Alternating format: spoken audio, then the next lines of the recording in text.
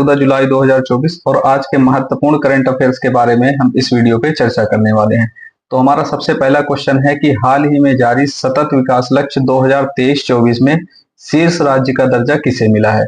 तो दोस्तों सबसे जो टॉप स्टेट आया है वह केरल और उत्तराखंड आया हुआ है, जिसका स्कोर 79 है। और इसके बारे में और अगर डिटेल में देखा जाए तो इन एसडीजी डेवलपमेंट में सबसे जो शीर्ष प्रदर्शन करने वाले राज्य हैं वो उत्तराखंड और केरल हैं 79 अंकों के साथ। वही तमिलनाडु 78 अंक के साथ सेकंड स्थान पर आता है और गोवा 77 के साथ थर्ड स्थान पर। वहीं अगर खराब प्रदर्शन की बात करें तो बिहार सबसे कम प्रदर्शन कर रहा है, या उसका खराब प्रदर्शन 57 स्कोर है। उसके बाद झारखंड आता है, उसके बाद नागालैंड आता है। वहीं अगर शीर्ष 5 राज्यों में, केंद्र शासित राज्यों में देखा जाए तो चंडीगढ़, जम्मू कश्मीर, पुडुचेरी, अंडमान और निकोबार द्वीप समूह और दिल्ली, इस तरह के ये 5 राज्य हैं जो कि केंद्र शासित हैं और एसडीजी में टॉप 5 यूटीज के अंतर्गत आते हैं।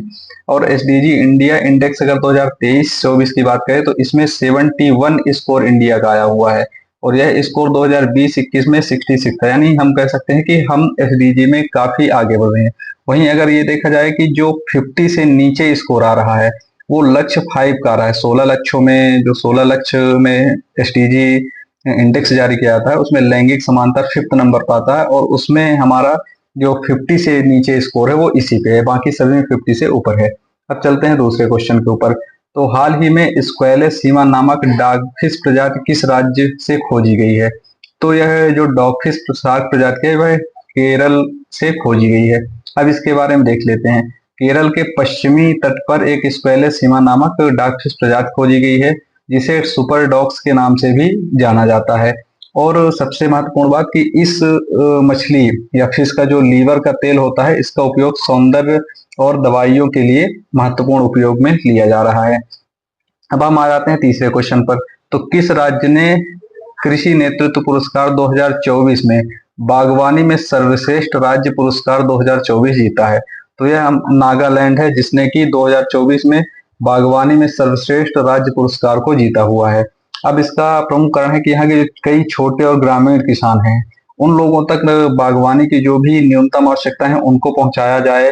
इस उद्देश्य से यह राज्य को बागवानी में सर्वश्रेष्ठ प्रदर्शन करने वाला राज्य घोषित किया गया है। इसके अलावा अगला क्वेश्चन है हमारा, हाल ही में खबरों में उल्लेखित बैक्टीरियोफेज किसे संक्रमित करता है। जीवाणु, विषाणु, कृमि या इनमें से कोई नहीं। तो यह बैक्टीरिया को प्रभावित करता है।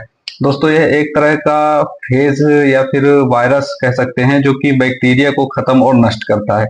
और यह जो बैक्टीरियोफेज होता है वह न्यूक्लिक एसिड से बने होते हैं, जिसमें काफी मात्रा में प्रोटीन भी पाया जाता है। इसके बाद हमारा अगला क्वेश्चन है, डेंगू या हड्डी तोड़ बुखार किस प्रकार के मच्छरों द्वारा फैलाया जाता है। तो यह एडीज मच्छरों के द्वारा फैलाया जाता है और यह बेसिकली कर्नाटक में भी काफी ज्यादा वर्षा के कारण डेंगू का रोग फैल रहा है, जिसकी वजह से कर्नाटक के उच्च न्यायालय ने राज्य भर में डेंगू के बढ़ते मामलों को स्वतः संज्ञान में लिया है।